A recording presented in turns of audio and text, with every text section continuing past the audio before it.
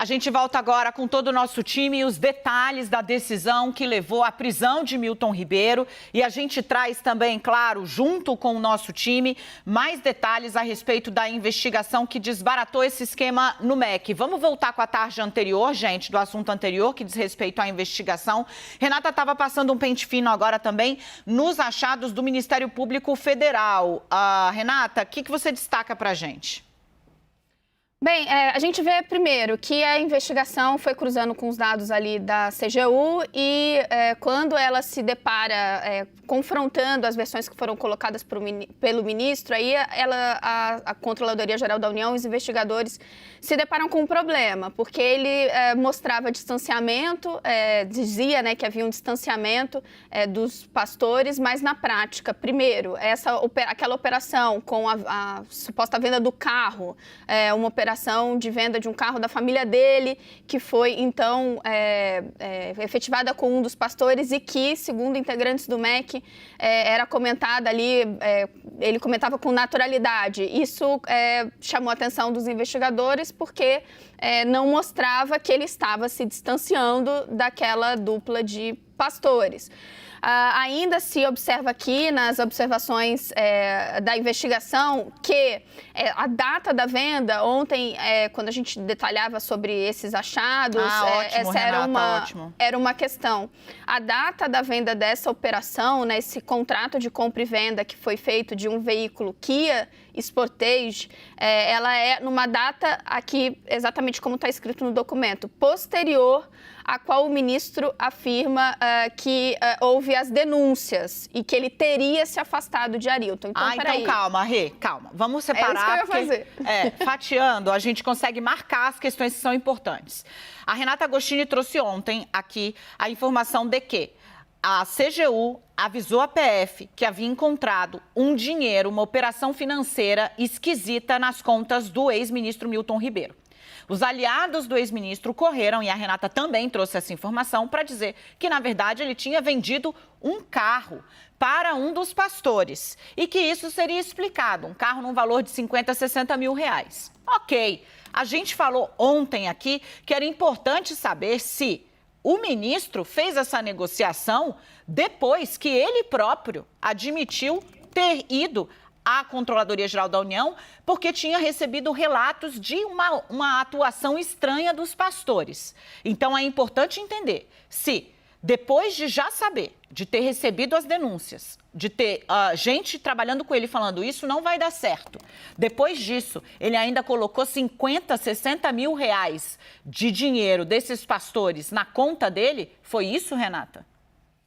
No dia 24 de agosto do ano passado, o ministro, então, disse que houve as denúncias de que esses pastores estariam ali agindo, né, de forma indevida, portanto, tentando obter vantagem, propina com os prefeitos. Então, isso foi em agosto do ano passado. E ali, Milton disse, inclusive, para os investigadores, que ele teria se afastado dessa dupla de pastores, disse aos investigadores, incluindo Arilton. Só que essa operação de venda do automóvel, ela aconteceu em fevereiro do ano seguinte. Então, a gente tem dois elementos, gente, que provam que o ministro não estava falando uma coisa e estava agindo de outra forma. A primeira é que a própria agenda dele mostrava diversos encontros oficiais. A gente não sabe nem fora do ministério, mas dentro do ministério, com os pastores. O segundo aspecto que aí surge aqui na negociação, na investigação, perdão, é que ele negociou esse carro, né, a venda desse carro da família dele, meses depois dele já saber que havia denúncia de que esses pastores estavam agindo ali para tentar obter vantagens financeiras dos prefeitos, já ter avisado aos investigadores, a CGU, né, que foi onde o MEC procurou inicialmente, e ter dito que tinha se afastado de Arilton de Moura, quem, no fim, concretiza essa operação da compra do carro. Gente, isso é muito importante. Quero ouvir você, Yuri Pita. Isso aí, para não perder aqui a piada de um assunto muito sério, ele coloca em xeque aquela história de se você confia em alguém a ponto de comprar um carro de alguém. É disso que se trata esse encadeamento de laços. Se o ministro, quando era ministro, se o ex-ministro, quando ainda estava na pasta, já apontou desconfianças ali sobre a atuação desses pastores, como ele alega ter feito, e depois faz esse tipo de transação, deixa muito claro que, como a Renata disse, tem alguma coisa que não bate, seja no que ele falou, no que ele disse ter feito, ou seja no que agora vem a público como ele atuou, mantendo essa proximidade a ponto de poder negociar a venda de um automóvel da sua propriedade ali, como ele alega, em nome da mulher dele, para esse pastor que já estava ali, como apontado, já sob desconfiança ou sob suspeita de não agir de forma devida. E tudo isso para dizer que é fundamental entender o quanto o ex-ministro, no comando da pasta, apenas tinha vista grossa ou se estava de fato envolvido no esquema que estava ocorrendo dentro do Ministério pelas apurações. É disso que se trata quando se trata da figura especificamente do ex-ministro. Se ele deixou aquelas pessoas agirem ou se ele de fato também teria sido beneficiado por um esquema de irregularidades envolvendo o orçamento público do Ministério da Educação. Gente, olha só, né? Veja bem. O tal do Luciano Mussi, eu peço para vocês ficarem atentos a esse nome. São personagens que apareceram hoje na decisão, personagens que circundam esse esquema que a Polícia Federal trata ali como uma organização criminosa infiltrada no MEC. Tem esse Luciano Mussi. Ele era, gente, gerente de uma área do MEC. Ele tinha um cargo de chefia, cargo de comando. E aí, olha o que diz aqui o Ministério Público. A Polícia Federal, né, mostra que foi apresentada uma análise policial do extrato da estadia no Hotel Bitar, onde se hospedavam o pastor Arilton e o Luciano Mussi. Coladinhos ali, os caras eram próximos. Naquele momento, restou, pelo menos indiciariamente, ou seja, tem os indícios de que havia uma relação imbricada entre esses dois personagens, ou seja, que eles eram muito próximos, segue o Ministério Público. Lembrando que Luciano Mussi foi citado pelo prefeito Laerte Duarte de Jalpaci, ou seja, um dos prefeitos que foi ouvido durante essa investigação. Os prefeitos disseram ter sido achacados pelos pastores. É daí que vem o negócio. Como sendo assessor de Arilton. Leandro, o gerente do MEC, que recebia propina para os pastores, tinha cargo de chefia na gestão de Milton Ribeiro, ele era conhecido pelos prefeitos como assessor do pastor. Pois é, e aí, Dani, logo na sequência disso, isso primeiro, né, mostra o que a Polícia Federal e o Ministério Público reproduz nessa manifestação da influência que o pastor Arilton, sobretudo, e o pastor Gilmar tinham a ponto de uma pessoa do MEC se identificar como assessor do pastor Arilton. O que eu estou olhando para baixo aqui é para ver se a Nelly, que a gente citou como assessora do pastor Arilton, se ela aparece no mesmo molde, né? Se ela também era do MEC e se apresentava como assessora do pastor Arilton, mas eu estou entendendo que são duas histórias diferentes, mas que mostram um mesmo predomínio da influência política desses pastores dentro do Ministério da Educação. Nesse caso, a gente está falando de um funcionário, né, do MEC, esse Luciano Mussi, que foi mencionado pelo Laerte Duarte como assessor do pastor Arilton. E aí a investigação traz também informações do valor das estadias nesse hotel e tudo mais.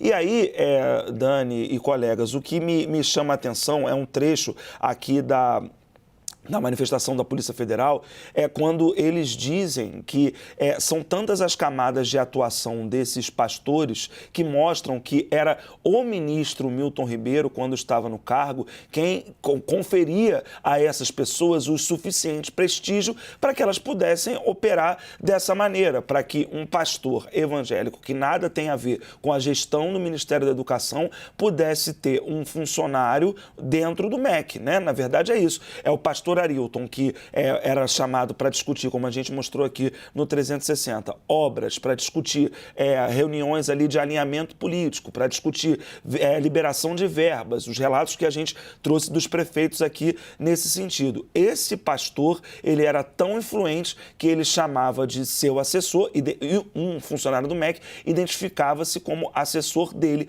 pastor Arilton, essa pessoa que tinha essa influência tão grande. Então, são vários os trechos em que a Polícia Federal atribui ao ministro Milton Ribeiro como que o ministro deu o prestígio suficiente para esses pastores poderem atuar livremente dentro do Ministério da Educação. Eu estava tentando fazer uma foto aqui de uma página. A Renata fez bem de chamar a atenção, porque apesar da gente estar falando bastante sobre esse assunto desde ontem, tem uns detalhes nesse documento. Rê, eu peço para todo mundo ir para a página 11. Natália, não sei se é possível a gente espelhar a página 11 toda, nem se vai dar leitura. Mas, enquanto isso, vamos todos aí... Yuri, quer pegar o telefone, querido? Eu preciso, senão eu não consigo ler. Manda ainda a telepatia, ainda que a gente ainda não está tão bem. Manda bala aí, tá na mão. Página 11, então, gente, é o seguinte, esses são, assim, um relatório, né, da PF apresentado para, então, ampliar as descobertas e demonstrar documentalmente, é o que está escrito aqui, o recebimento de vantagem solicitada pelos investigados. Olha aí, Renata, tem nota fiscal da Prefeitura de Piracicaba, que fez menção a reservas de passagens, inclusive de avião, para o pastor Gilmar, o pastor Arilton, o Luciano, que era a gerente do MEC, mas, na verdade, funcionava como recebedor de propina para os pastores, Luciano Mussi, segundo a Polícia Federal, e o Helder, que é parente do pastor Arilton. Então, as prefeituras, elas eram obrigadas a pagar as despesas deles. E aí, extratos bancários, nos quais há registro de transferência bancária, R$20 mil na conta do Luciano Mussi, que na época era gerente de projetos do MEC, como a gente falou, e R$30 mil na conta de Helder, somando R$50 mil. Esse valor fora depositado a pedido de Arilton e foi pago em parcelas por Danilo Felipe Franco, que é esse personagem que ajudou a denunciar o esquema. Veja, ele pagou em parcelas para o servidor do MEC, que foi nomeado para cargo de chefia na gestão Milton Ribeiro, e também para o parente do pastor, tudo a pedido do pastor Arilton para ter o quê? Uma audiência com Milton Ribeiro. Contrato de compra e venda desse carro, que a Renata já trouxe aqui para vocês, o bastidor, né? O dinheiro que pingou na conta da mulher do Milton Ribeiro, que ele disse que é porque vendeu um carro, e aqui a própria PF diz, a data da venda é posterior, ou seja, veio depois da data na qual o ex-ministro afirma que recebeu denúncias e que por conta dessas denúncias teria se afastado de Arilton. Não, o ministro, nesse caso, faltou com a verdade. O ministro não só continuou recebendo Arilton, como recebeu dinheiro da conta de um parente dele. E aí a PF conclui, os fatos acima informados não deixam dúvidas da façanha criminosa de Milton Ribeiro, Gilmar Santos, que é pastor, Arilton, o pastor, Helder e Luciano, de utilizarem o prestígio da administração pública federal para a prática de crimes de corrupção passiva, prevaricação, advocacia administrativa e tráfico de influência. Renata. Esses pontos que a Dani destacou agora, gente, eles são exemplos aqui do documento de provas, de elementos que já foram reunidos para mostrar justamente o que os investigadores estão sustentando, que se tratava de uma organização criminosa, como a decisão do juiz que a Dani antecipou mais cedo. Então, esse trecho me chama bastante atenção. Leandro estava destacando agora a questão de como a atuação do ministro é o que possibilitava a a atuação do próprio grupo, né? Eles dizem que as camadas de atuação, elas são perceptíveis e elas individualizam perfeitamente as condutas. O que isso quer dizer? Que dá para ver exatamente a função de cada um no que os investigadores chamam de organização criminosa. Então, o ex-ministro Milton Ribeiro, ainda, segundo esse documento aqui do Ministério Público, ele atuava conferia então esse prestígio, né? Então, como ele recebia os pastores no gabinete, recebia os pastores junto com os prefeitos dentro do MEC, também com o presidente do FNDE, com outras pessoas da administração pública, tudo isso dava legitimidade para a atuação desses pastores. Aí eles vão dizendo a atuação dos demais. Então, aí citam a chamada infiltração de Luciano Mussi, né, no quadro do MEC, abre aspas, né, o que demonstra a sofisticação da atuação agressiva da organização criminosa e segundo ainda o documento, que indica desprezo à probidade administrativa e fé pública. E, por fim, eles citam ainda, quando eles estão aqui desenhando a atuação dessa organização criminosa, o fato de Helder, que é genro de Arilton. Não se percam nos nomes, né? Arilton é um dos pastores, esses pastores, entre aspas, aqui, lobistas, né? Então, Helder, que é genro desse pastor que tinha sua conta utilizada para receber propina. Então, quando a gente olha esse desenho que vem sendo feito aqui pelos investigadores, a gente consegue relacionar a esses elementos de prova que foram citados agora pela Dani. Então, olha, nota fiscal da prefeitura, depósito na conta do familiar do pastor, dinheiro que foi recebido, então, pela essa venda de um carro, ligando ao ministro. Aí a gente consegue entender o caminho percorrido pelos investigadores e que culminou na operação de ontem. Meu querido Yuri Pita, quero te ouvir a respeito desse assunto. Gente, tem nota fiscal de pagamento de vantagem indevida, é simples assim, é um negócio assim, tá carimbado.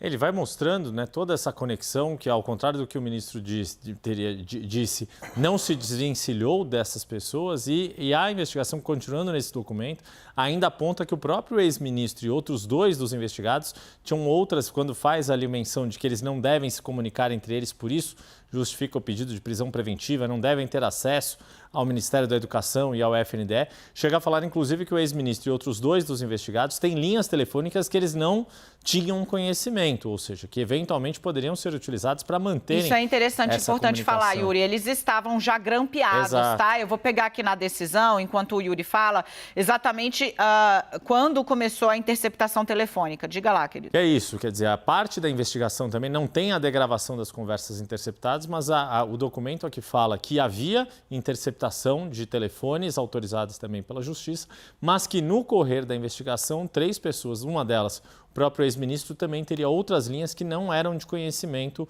dos investigadores.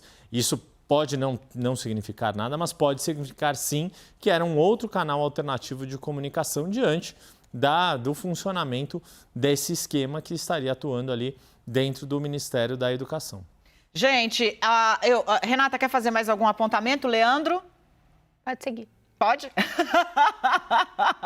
que você está apurando aí, parceirinho? Não, Dani, é porque são tantas as decisões, porque eu tô querendo, assim, pontuar, para esclarecer também para quem não está assistindo a gente, do que a gente está falando exatamente. Porque me parece, porque a gente tem, nesse documento agora que a gente está detalhando, 3 questões que são bastante graves e se juntam à decisão que você trouxe mais cedo no live. Primeiro, você tem extratos bancários que evidenciam a prática de propina. Eu estava localizando aqui essa parte que a gente estava mencionando agora. Quer ler para a gente? Não, eu não consigo localizar, por isso que eu estava olhando para baixo.